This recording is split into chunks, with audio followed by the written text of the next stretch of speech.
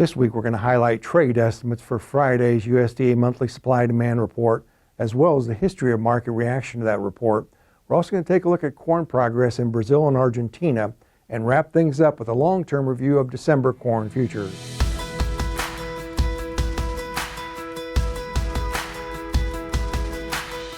Hi, this is Brian Basting with Advanced Trading. Let's talk about the corn market. We've moved into the month of March here, and there certainly is a lot going on.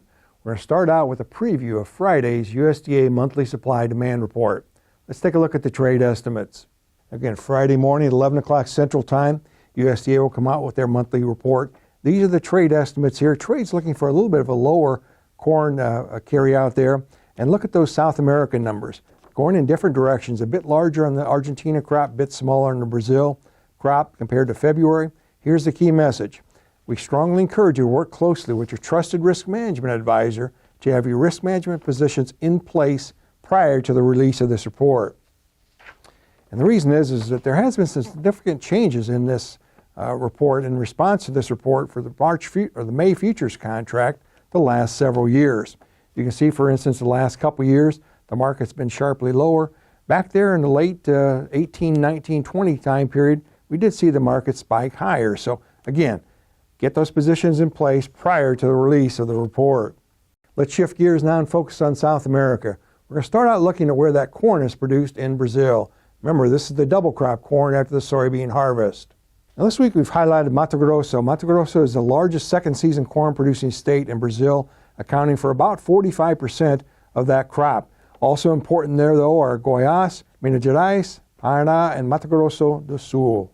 Now we're looking at planting progress here. Again, looking at Mato Grosso in particular, about 93% of the corn is planted in Mato Grosso. So roughly speaking, we're looking at the early June time period here for the Midwest. Roughly speaking, again, the equivalent, early March to early June in the Midwest. With that backdrop, let's take a look at the short-term weather trends. Our slides this week, as usual, are courtesy of T-storm weather. We're starting out here in Brazil. Again, Mato Grosso is highlighted.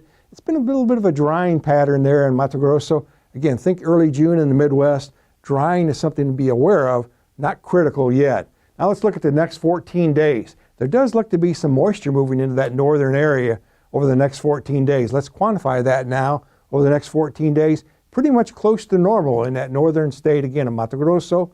As we move further south, moisture is actually increasing a bit. So again, month of March here will be critical, and especially moving into April. So the trend, are we going to continue to see continued dryness, or will rainfall arrive?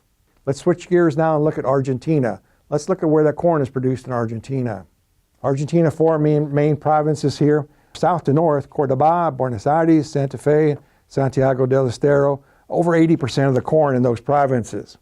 Now the early planted corn is harvesting in Argentina, but the later planted corn is in pollination and grain fill stage. Let's take a look at the short-term weather. The last 14 days, a pretty good finish for that corn that's pollinating and early grain fill. A bit dry in Buenos Aires. Next few days here, we're moving into Friday, Saturday of this week. Or actually Friday through Monday. There is some rain moving in. So again, good for pollination, good for grain fill. Next 2 weeks, pretty much close to normal. So no real deviation from what looks to be a pretty good crop coming in Argentina. Let's wrap things up this week looking at trends in December corn.